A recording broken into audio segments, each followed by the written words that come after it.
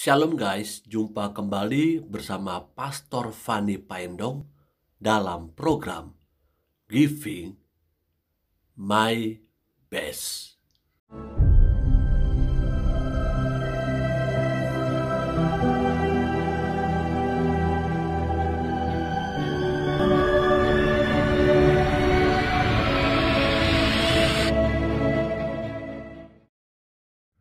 Shalom teman-teman yang Tuhan Yesus kasihi, senang bisa berjumpa kembali dalam program Giving My Best.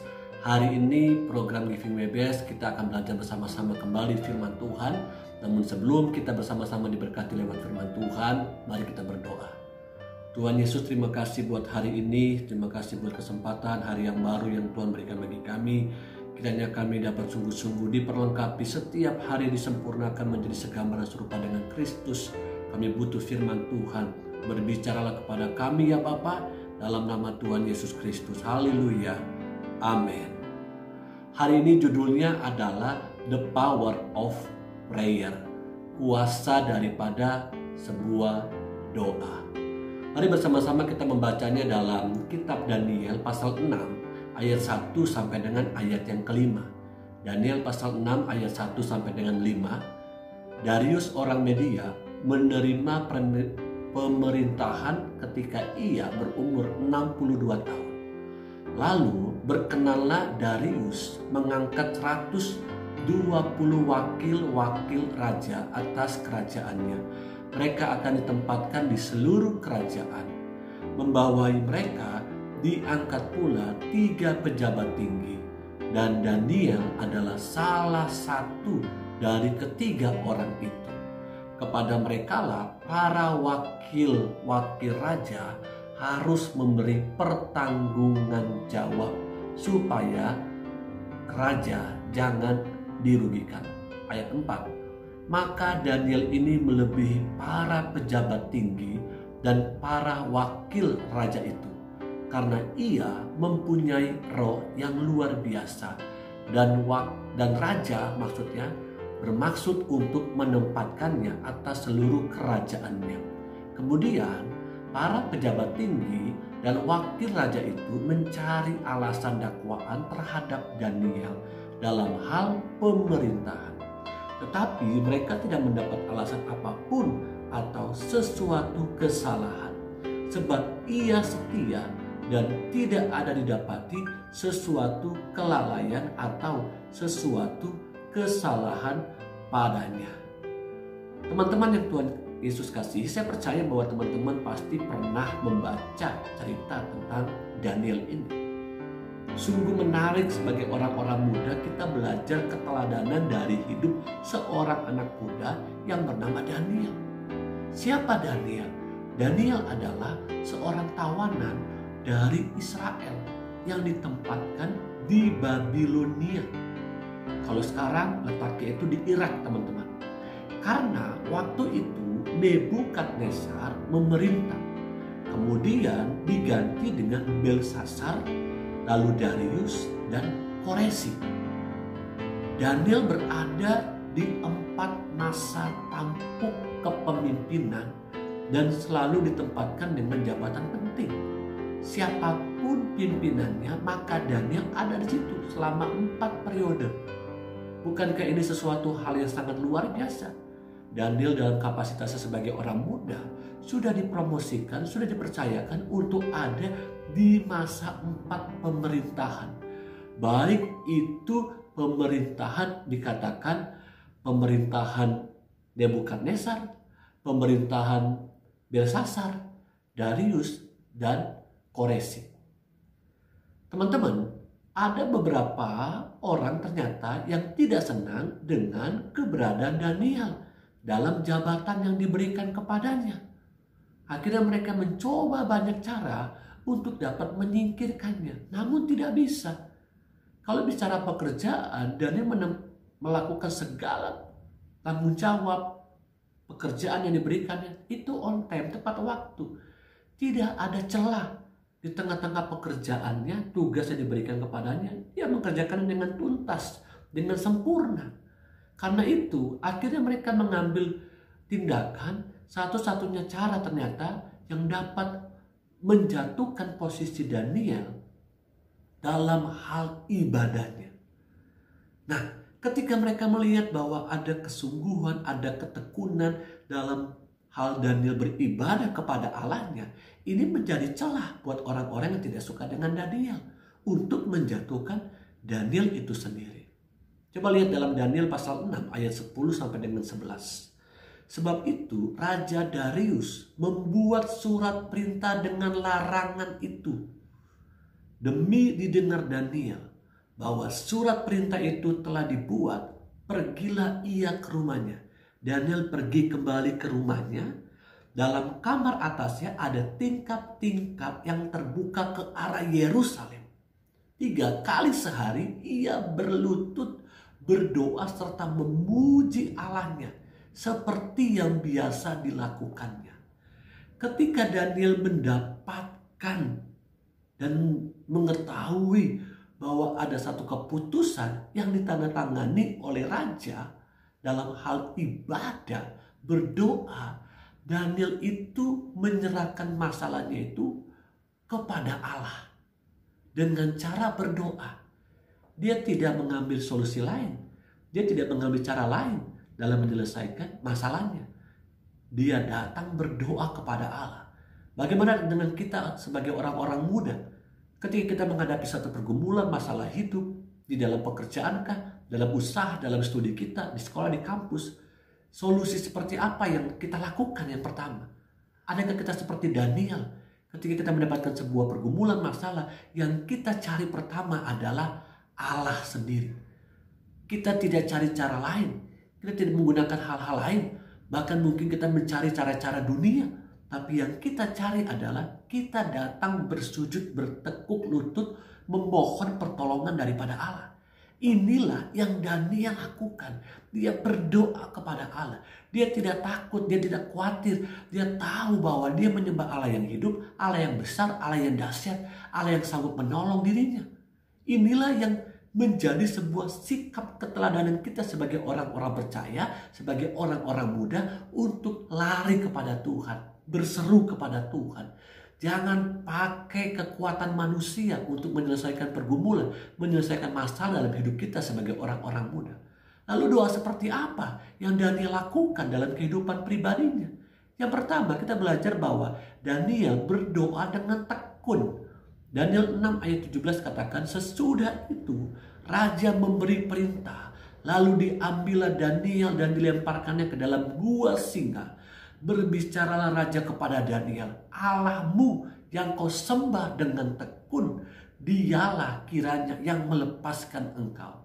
Lihat Daniel 6 ayat 21 katakan, dan ketika ia sampai dekat gua itu, berserulah ia kepada Daniel dengan suara yang sayu. Berkatalah ia kepada Daniel, Daniel, hamba Allah yang hidup, Allahmu yang kau sembah dengan tekun, telah sanggupkah ia melepaskan engkau dari singa-singa itu? Kata ketekunan ini bukan muncul dari perkataan Daniel sendiri. Tapi ternyata di sini kita bisa melihat bahwa ketekunan Daniel itu dilihat oleh raja. Ketekunan Daniel bukan hanya dilihat oleh raja, tapi oleh rekan-rekan sekerjanya. Bagaimana dengan kita sebagai orang-orang muda? Tekunkah kita dalam berdoa? Tekunkah kita dalam mengerjakan tugas-tugas yang diberikan? Tekunkah kita dalam menyelesaikan talenta, kepercayaan yang Tuhan berikan kepada kita? Karena kesuksesan, keberhasilan seseorang itu bukan semata-mata hanya karena intelektual, IQ semata. Tapi kesuksesan, keberhasilan seseorang juga ditentukan dari ketekunan dengan apa yang dia sedang kerjakan. Kalau pasal 4 ayat 2 katakan, bertekunlah dalam doa dan dalam pada itu berjaga-jagalah sambil mengucap syukur. Daniel sungguh-sungguh berdoa dengan tekun. Dan Paulus katakan kita pun harus bertekun di dalam doa. Yakobus pasal 5 ayat 11 katakan, sesungguhnya kami menyebut mereka berbahagia, yaitu mereka yang telah bertekun. Kamu telah mendengar tentang ketekunan Ayub, dan kamu telah tahu apa yang pada akhirnya disediakan Tuhan baginya. Karena Tuhan maha penyayang dan penuh belas kasihan. So artinya teman-teman, Tuhan tidak tinggal diam. Tuhan tidak tutup mata melihat orang-orang yang tekun, orang-orang muda yang tekun berdoa kepada Dia. Amin. Maukah kita bersama-sama belajar daripada Daniel ini? Tekunlah berdoa. Bahkan orang yang tekun berdoa, orang yang tekun mencari Tuhan akan mendapatkan Tuhan, akan menemukan jawaban daripada Tuhan. Seperti dalam Matius pasal 7 ayat 7 sampai dengan 8 katakan, mintalah maka akan diberikan kepadamu, carilah maka kamu akan mendapat, ketoklah maka pintu akan dibukakan bagimu. Karena setiap orang yang meminta menerima, dan setiap orang yang mencari mendapat, dan setiap orang yang mengetok baginya pintu dibukakan. Orang yang berdoa dengan tekun akan mendapatkan apa yang dia doakan. Amin. Martin Luther mengatakan begini, to be a Christian without prayer is no more possible than to be alive without breathing. Menjadi seorang Kristen tanpa doa sangat tidak mungkin. Lebih daripada menjadi hidup tanpa bernafas. Orang tidak akan bisa hidup kalau tidak bernafas. Demikian juga sebagai orang percaya. Kita tidak akan bisa survive, tidak bisa akan kuat, tidak akan bisa mengatasi pergumulan masalah hidup kalau kita tidak memulainya dari ketekunan di dalam doa itu sendiri. Yang kedua, doa seperti apa yang dimiliki oleh Daniel? Daniel berdoa dengan percaya. Ibrani 11 ayat 32 dan ayat 33 katakan, dan apalagi yang harus aku sebut, sebab aku akan kekurangan waktu apabila aku hendak menceritakan tentang Gideon, Barak, Simson, Yefta, Daud, dan Samuel, dan para nabi yang karena iman telah menaklukkan kerajaan-kerajaan, mengamalkan kebenaran, memperoleh apa yang dijanjikan, menutup mulut singa-singa. Daniel bukan hanya berdoa dengan tekun, namun Daniel juga berdoa dengan percaya total hanya kepada Allah. Orang yang sungguh-sungguh percaya kepada Allah ditandai dengan doa yang tidak ada henti-hentinya. Doa terus-menerus. Doa terus pagi, siang, malam. Setiap saat dia punya satu relationship, hubungan yang intim, hubungan yang mesra dengan Bapa di sorga. Daniel punya hubungan yang lebih daripada orang-orang muda pada zamannya dengan Allah. Markus pasal 11 ayat 23 saya diingatkan dalam ayat ini sampai dengan ayat 24. Aku berkata kepadamu, sesungguhnya barang siapa berkata kepada gunung ini, beranjaklah dan tercamplaklah ke dalam laut, asal tidak bimbang hatinya, tetapi percaya bahwa apa yang dikatakannya itu akan terjadi, maka hal itu akan terjadi baginya. Karena itu aku berkata kepadamu, apa saja yang kamu minta dan doakan, percayalah bahwa kamu telah menerimanya, maka hal itu akan diberikan kepadamu. Dalam ayat ini ternyata ada sebuah histori, teman-teman.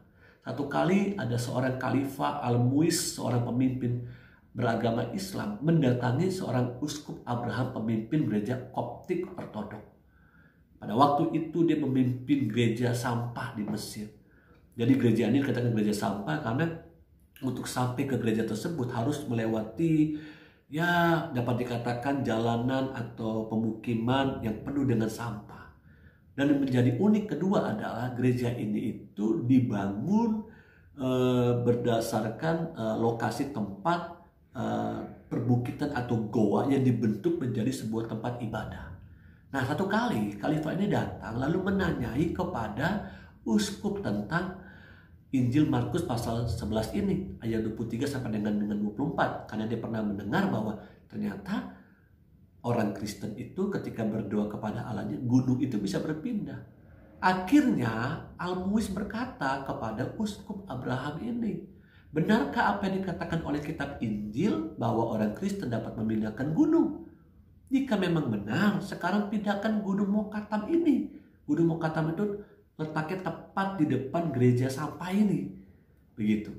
Nah, akhirnya khalifah itu memberikan kesempatan untuk uskup ini berdoa supaya gunung itu pindah. Hari pertama berdoa tidak terjadi apa-apa. Hari kedua berdoa tidak terjadi apa-apa. Hari ketiga, hari terakhir di mana waktu diberikan oleh khalifah ini, uskup ini sudah menggerakkan semua orang percaya untuk berdoa dan berpuasa. Nah, pada hari ketiga, akhirnya mereka pun berdoa dengan sungguh-sungguh, percaya kepada Allah. Teman-teman tahu apa yang terjadi? Ketika hari itu mereka berdoa, terjadi satu gempa tektonik di mana gunung Mokatan itu bergeser dari tempatnya.